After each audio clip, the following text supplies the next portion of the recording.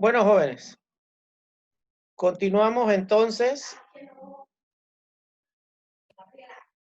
con los contaminantes físicos.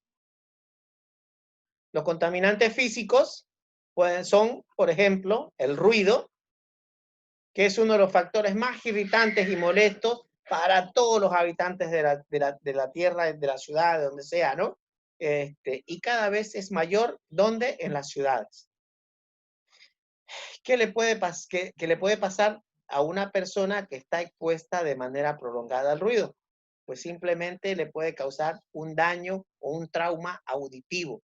Y lastimosamente, todo trauma acústico, trauma auditivo es irreversible. ¿Ya? ¿Y cuáles son? Manifestándose en forma de una sordera pasajera que no puede pasar a ser una sordera total. Les ha pasado a muchos seguramente cuando han ido a alguna fiesta, cuando vuelven a casa, quedan con ese sonito en el oído, ¿no es cierto? Pues simplemente esa es una molestia pasajera, pero si la exposición a altos sonidos es persistente, puede llegar a ser una sordera total. ¿Ya? La medición del ruido se realiza mediante un instrumento llamado decibelímetro. Y el decibelímetro determina la cantidad de decibeles que está en el ambiente. La Organización Mundial de la Salud determina que 55 decibeles es preciso para que una persona arriba de 55 decibeles es necesario que una persona utilice protector auditivo específico. Abajo de esto no es necesario porque no va a tener ningún problema. La meta es tener un lugar de trabajo con el menor ruido posible. En algunos casos, cuando el trabajo es muy, pero muy fuerte, se tiene que hacer una doble protección de tipo auditiva. Utilizan tipo esponja y tipo copa. ¿Ya? Esos son los tipos de EPP personal que utilizan. Esto se puede conseguir de distintas maneras ahí en distintas marcas, industrias, colores y todo. ¿Ya? Esto para modificar las herramientas de trabajo se puede hacer también. Eh, Hay herramientas que antes eran bastante ruidosas que poco a poco han ido cambiándolas para minimizar el ruido. Se pueden aislar las maquinarias ruidosas. En algunos casos, los generadores los encapsulan para que sean menos ruidosos o los ponen más alejados de los lugares donde duerme o vive la gente. Ya separando los trabajos, también se separan los trabajos ruidosos para disminuir el tiempo de la exposición al ruido. Es importante esto, ¿ya? Tenemos también las vibraciones, que es otro tipo de contaminante físico y puede causar trastornos neurológicos y vasculares, articulares, musculares. Estos trastornos pueden ser de forma global o localizada. ¿Dónde podemos ver un ejemplo de vibraciones? En las personas que operan equipos de maquinaria pesada, ¿sí? O personas que utilizan un vibrocompactador. Alguna vez hemos visto en las calles cuando están asfaltando, esas personas que están utilizando un vibro, ¿no es cierto? Y generalmente se han fijado que esas personas solamente, bueno, la mayoría son jóvenes, ¿no es cierto? ¿Por qué? Porque las personas mayores tienen mayor predisposición a tener ya algún tipo de complicaciones si utilizan estos equipos. El calor, el calor es otro contaminante físico que el exceso de calor constituye otro de los riesgos higiénicos importantes. ¿Por qué? Porque nuestro medio interno genera calor a través del movimiento de nuestras células, de nuestro cuerpo. Y ese calor es compensado a expensas del medio externo. Es decir, que si nuestro medio interno está caliente y nuestro medio nuestro medio interno está caliente y nuestro medio externo está frío, pues puede llegar a compensar, ¿ya? Podemos transpirar, podemos evaporar un poco a través de la transpiración y así va a haber una nivelación de calor de nuestro cuerpo. Pero, si nuestro medio interno está caliente y nuestro medio externo también está caliente, ¿cómo va a compensar? Entonces ahí se produce el choque térmico, el estrés térmico, ¿ya? Y el organismo humano produce continuamente el calor Esto, para mantener la temperatura interna es necesario que el medio externo esté frío, ¿ya? Y si no, pues se va a producir lo que les acabo de decir, que es el choque térmico.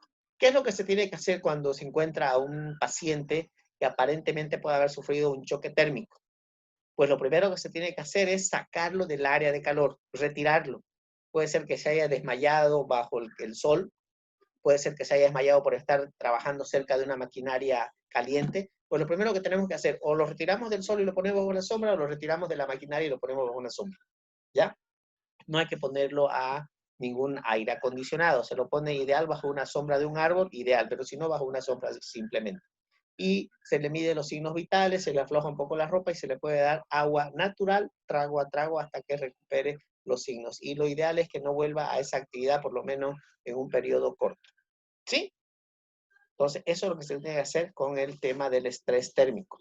¿Y qué presenta el estrés térmico? Presenta una deshidratación, trastornos cardíacos y circulatorios, que pueden llevar a la pérdida de la conciencia o incluso a la muerte. Si una persona la encontramos desmayada y no le brindamos los apoyos necesarios, puede llegar a la muerte. Entonces es importante el saber qué hacer con una persona que ha sufrido el estrés térmico, ¿ya? Y se sugiere que en este caso estrés térmico, un descanso adecuado. La radiación, pues es lo que lastimosamente ahora se ha vuelto una necesidad, que son los teléfonos, y hay tipos se dividen en radiaciones ionizantes y no ionizantes, y es importante mantener una barrera adecuada, ¿ya? Esto es un tema bastante amplio, así que solamente vamos a hablar esto nada más de la radiación. Bien, ahora, hemos hablado de las medidas de bioseguridad, ¿sí? Pero claramente las medidas de bioseguridad son el conjunto de normas, medidas y protocolos que son aplicadas en múltiples procedimientos realizadas en el área de trabajo. Generalmente solo era en el área de trabajo, hoy en día las desempeñamos también en nuestro diario vivir. ¿Ya? Entonces, eso es la bioseguridad. Y está basada en 3 principios. ¿Ya? Principio de universalidad. Es decir, que todos los trabajadores deben asumir las precauciones necesarias. No quiere decir, no, yo soy el jefe, a mí no me va a pasar nada, yo puedo entrar en un área donde requiera cierto equipo de protección personal sin él. No, tiene que usar todos. Uso de barreras. ¿Qué quiere decir? Uso de EPP adecuado. ¿Ya? Inmunidad necesaria mínima requerida. Lo mínimo necesario, eso se tiene que usar. Y medidas de eliminación de material y fluidos contaminados. ¿Qué quiere decir? Que lo que vayamos a utilizar, los restos que generemos, los residuos que generemos, tenemos que disponerlos de la manera adecuada. Esos son los 3 pilares fundamentales de la bioseguridad. ¿Ya? Ahora, hay un sistema integral de gestión. ¿Qué quiere decir esto? El sistema integral de gestión es la forma o el procedimiento que va desde que recoge nuestra basura de nuestra casa, que es la recolección, el transporte, la disposición final. Esa es el sistema integral de recolección. Nosotros iniciamos como dejándolo ahí afuera para que vengan y lo recojan.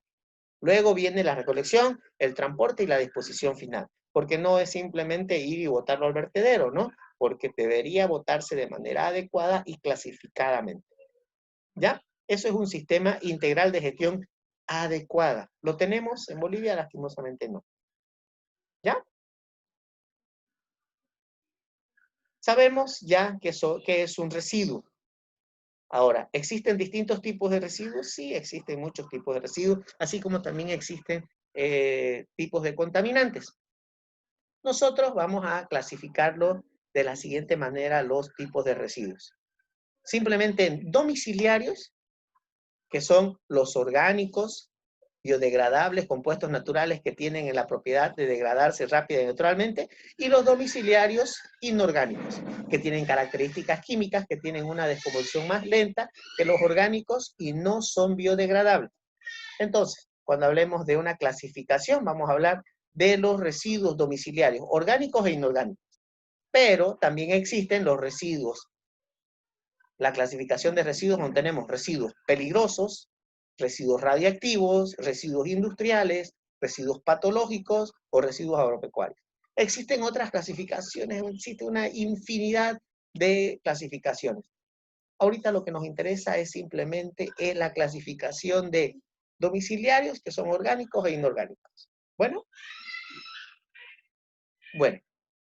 factores que influyen para el tema de los residuos. El factor que influye generalmente es un rápido crecimiento demográfico. Cada vez hay más personas en el mundo y cada persona genera una X cantidad de residuos. Las concentraciones de las poblaciones en los centros urbanos, las megaciudades, el consumismo es lo que está llevando a que haya cada vez más y más residuos. El uso de bienes materiales de rápido deterioro, ropa de temporada, material chino, etc. Sí, porque lastimosamente hay personas que es un delito que estén usando ropa de la temporada anterior, ¿no? Tienen que estar a la moda. ¿Sí? Y uso cada vez más generalizado de envases sin retorno, es decir, los envases desechables. Cada vez todos los productos vienen desechables, ¿no? Así es que todo eso está aumentando a que cada vez exista más y más plástico, más productos o residuos en el planeta Tierra. ¿Cuáles son las recomendaciones que tenemos que empezar a tomar en cuenta? Usar pilas recargables, ¿sí? Eso va a reducir un poco el tema de la contaminación por pilas. Evitar el uso de papel de aluminio y plástico. Reduce o elimina el uso de material descartable. Ahorra el papel en todo momento, es decir, utilizar lo ideal ambas caras. Usar cartuchos o tones reciclables. Usar ropa vieja como trapos de limpieza y sustituir productos tóxicos de limpieza por productos naturales. Son algunas de las recomendaciones que podemos dar, ¿ya? Otra es almacenar adecuadamente los insumos para evitar pérdidas imperceptibles, o sea, generalmente recolectar en tachos con tapa, podemos identificarlos como plástico, papel, orgánicos, inorgánicos, sería lo ideal, ¿ya?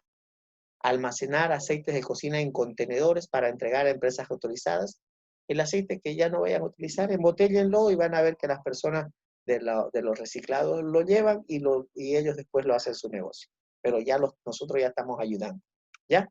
Separar los residuos, ideal es separarlos en papel, vidrio, plástico, material orgánico e inorgánico. Sería lo ideal, pero a veces es difícil de hacer. Disponer de contenedores con tapas y rótulos claros. Rótulos claros, ¿por qué? Porque hay gente que le cuesta detenerse, leer un poquito qué dice en el contenedor para poder echar el residuo en el contenedor adecuado. ¿Ya? Otras recomendaciones es poner recipientes específicos para materiales peligrosos, o sea, lo que hacemos nosotros en salud, que siempre nuestros materiales peligrosos tienen que estar en recipientes específicos, ¿ya? No arrojar pañales, bolsas plásticas y botellas al aire libre, es importante eso. Evitar derrames de combustibles o líquidos inflamables, ¿por qué? Porque van deteriorando todo nuestro medio ambiente y nuestra superficie terrestre. Usar productos reciclables, sobre todo para decoración. Se puede hacer una infinidad de cosas. Ya en el rato menos pensado, cuando tengan un poquito de tiempo, pueden utilizar algún envase desechable, algo para poder hacer cosas muy bonitas. Y ahora hoy en día se pueden hacer muchas cosas con los tutoriales, ¿no?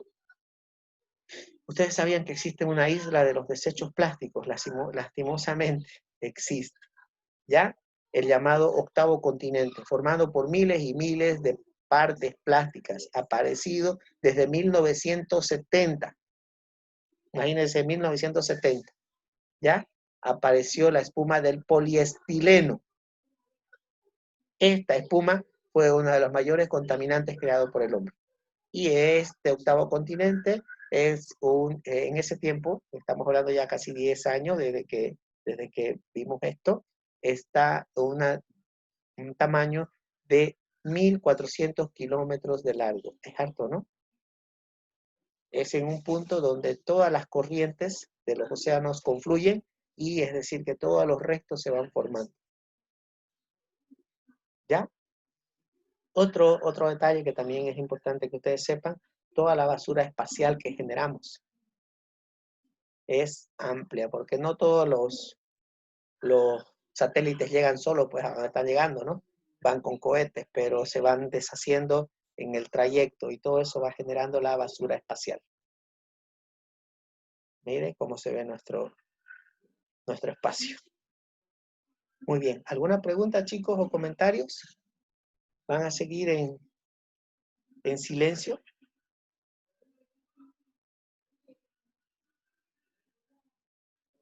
Se ha comprendido bastante.